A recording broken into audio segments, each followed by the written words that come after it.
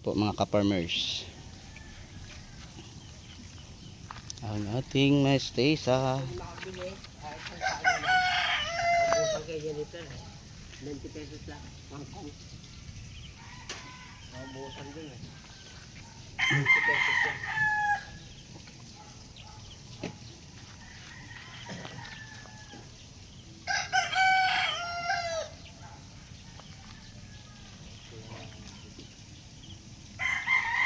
Ayan po. So may konting harvest tayo sa max at saka sa ating mestisa. So 45 days siya ngayon, 1,000 pika puno. Ito po ang ating napipitas, no?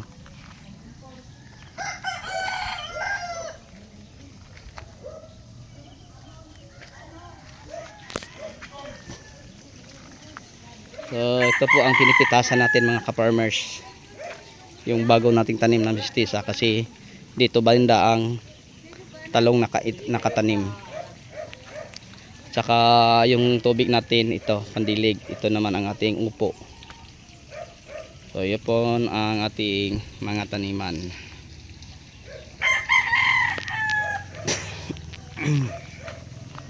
So ito po ang ating sitawan. So papalitan na po natin, no, ng ibang mga pananim, pwede sa okra.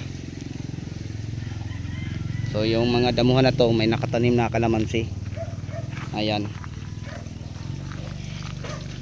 may kalamansi na tanim. Ito po ang kabuang lawak ng sa ating taniman. May sa likuran pa na hindi natin makikita doon banda ang ampalaya. Okay, so sa inyong lahat, hanggang dito na lang po. Maraming salamat po. God bless. Hanggang sa uli, ako na po magpapaalam. Thank you.